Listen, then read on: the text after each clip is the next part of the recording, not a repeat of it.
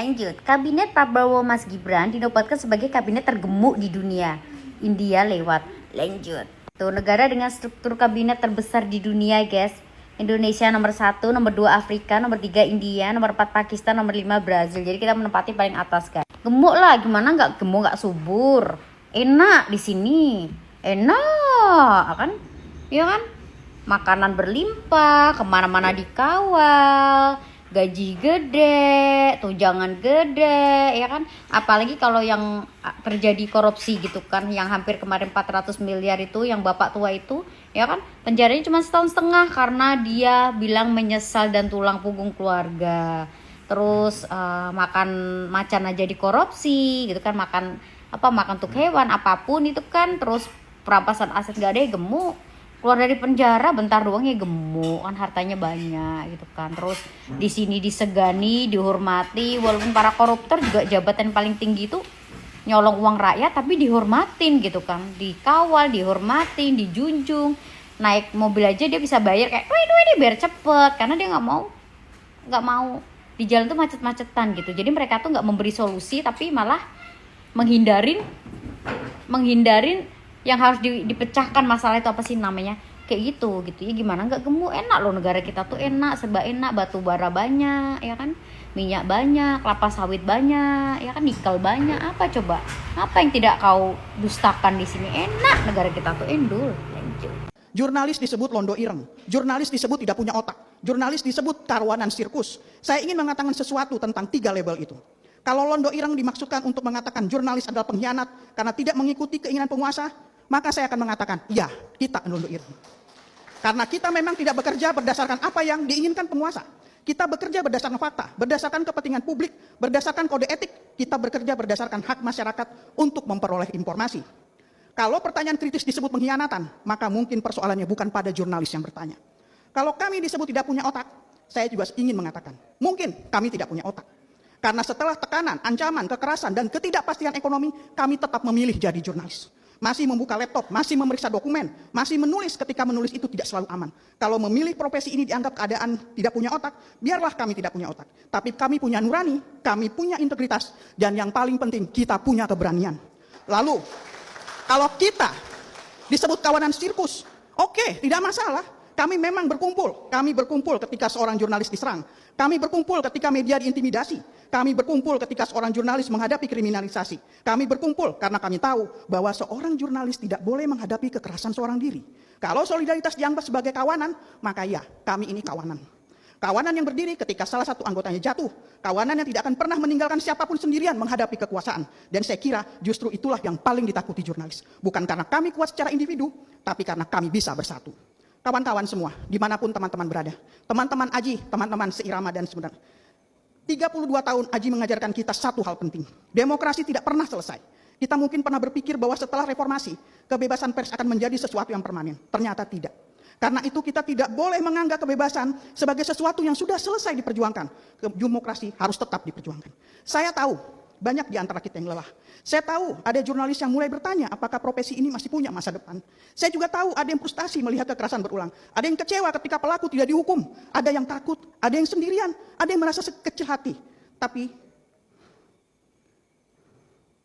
jangan biarkan tekanan membuat kita kehilangan keyakinan terhadap pekerjaan ini. Kita tidak harus menjadi jurnalis yang sempurna, tapi kita harus menjadi jurnalis yang berani mempertahankan prinsip. Kita tidak perlu selalu menang, terlalu harus menang. Tapi kita harus memastikan bahwa ketika kita kalah karena mempertahankan kebenaran dan etika, bukan karena menyerah oleh keadaan.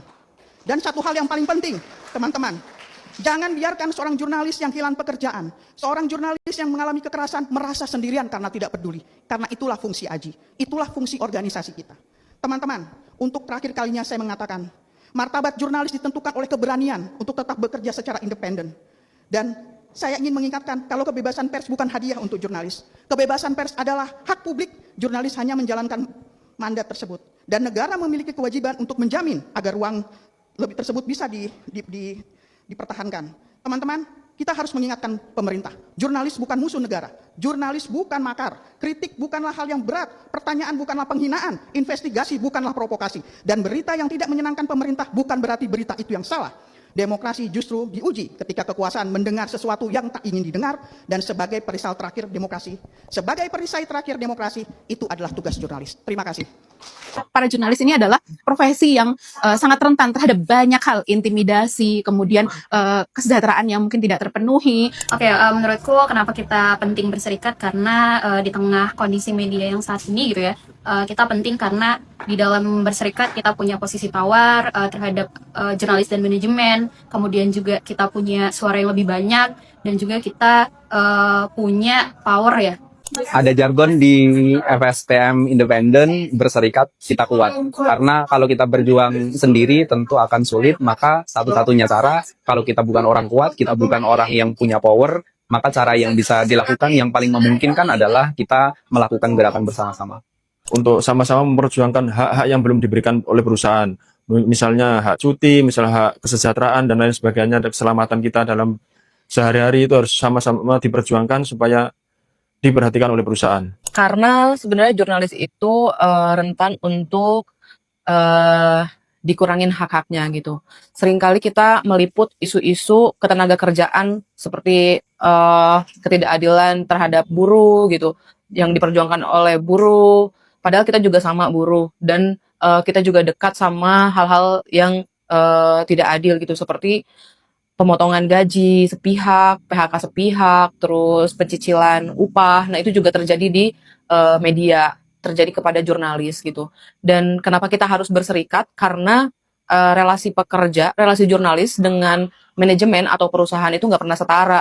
Jadi kita rentan kalau sendirian. Jadi biar kita bisa kuat, kita harus berserikat.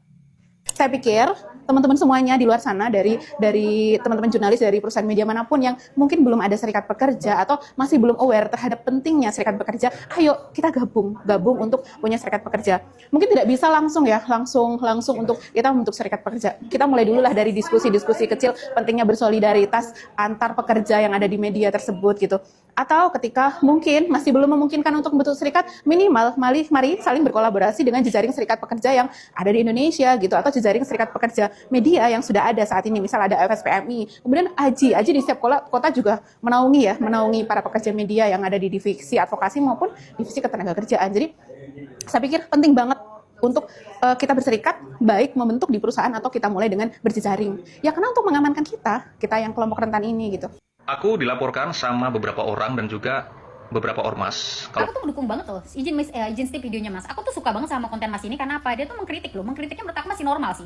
Kritik-kritik pemerintahan, kritik-kritik ormas, kritik-kritik agama yang bentar-bentar apa-apa pelecehan, bentar-bentar lapor, bentar-bentar pelecehan, bentar-bentar hina adat, bentar-bentar gini-gini.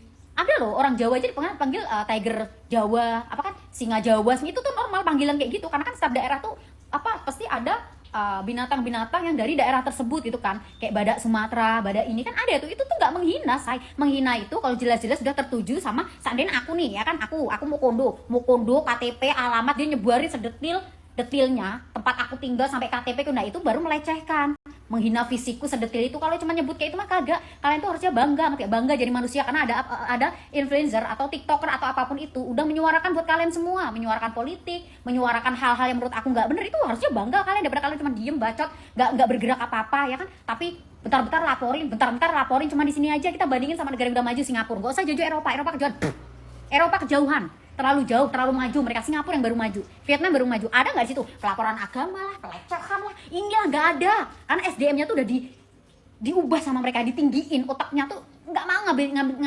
ngabisin waktu hal-hal nggak penting. Masih banyak hal yang penting loh. Koruptor masih banyak ya kan, pemangkasan lahan ya kan, penyiksaan hewan ya kan, hewan dilindungi udah punah semua. Itu yang paling penting daripada laporin, daripada lu ngelaporin pakai ini tuh, lu mendingan tenaga duit apapun itu gunain hal-hal yang lebih penting tuh. Apa sih buka apa sih, ngamal apa kayak itu, masih banyak lebih penting daripada bentar-bentar laporin, demen banget laporin daripada kalian laporin sana sini sibuk. Itu kan pakai tenaga waktu ya. Mending kalian bikin konten kritik pemerintahan yang masih nggak benar, pada korupsi ya kan, pungli di mana-mana. Itu yang lebih penting daripada bentar laporin. Kita aja yang kerjanya kritik pemerintah, yang menurut aku banyak influencer kritik pemerintah aja nggak ada perubahan. Susah, apalagi kalian bentar ngelaporin ini. Kalau ada influencer yang masih bersuara, harusnya didukung karena dia banyak follower, siapa tahu didengar. Yang influencer, tiktoker, artis yang bersuara aja nggak didengar ya kan. Kalau saat di negara ini ada perubahan, ada satu influencer, dua influencer yang bersuara tentang korupsi, tentang apa, pengen undang-undang perampasan aset, ternyata pemerintah mendengarkan itu dan diubah dan dikabulkan. Emang kamu semua nggak bangga? Bangga harusnya, karena kalian bakal kecipratan semua. Sampai korupsi dibantai, ditindas, nggak ada korupsi sama sekali. Uangnya buat korupsi, buat jalan, buat listrik, buat bantu kalian semua per keluarga dapat berapa, ya kan? BPJS, kesehatan, nggak ribet ngurusnya, ya kan? Ekonomi murah, papa murah, minyak, sembako murah, ibaratnya. Emang kalian nggak kecipratan? Bangga lah, malah kalau bisa bantuin bersuara. Malah bukan tatar ngelaporin, tatar muak banget kali ya di sini, tatar ngelaporin pasal ini terlalu banyak pasal. Mending daripada pasal-pasal buat ini pencemaran apa, mending pasalnya itu aja, perampasan aset koruptor. Itu yang paling penting, itu aja satu dulu. Dah, kedua apa? Pelecehan. Pelecehan apapun itu, entah cowok, entah cewek, apapun itu tuh hukumnya beratin. Kedua. Ketiga, penyiksaan hewan, perlindungan hewan, tentang hewan. Itu aja udah. Yang pertama perampasan aset deh, tentang koruptor itu aja. Gak usah kok ini ntar lagi lapor pencemaran inilah apa-apa, seneng banget sih bikin kayak gitu. Kayak dirinya aja bener aja. Kalau belum bener tuh nggak usah. Pada itu kalau ngaca tuh udah bener belum ya kan? Kalau masih ada yang orang bersuara, masih ngebela rakyat itu bangga, harusnya didukung, disupport. Bukan bentar dilaporin, bentar dilaporin, sampai mati aja laporin SDM aja gitu aja. Sampai mati, sampai kiamat, negara nggak akan ada perubahan bentar kayak gitu. Harusnya rakyat tuh bekerja sama, saling support satu sama lain. Bukan lantar laporin sama rakyat jelata masih miskin aja pada sok laporin. Emang hidupnya udah bermakmur apa?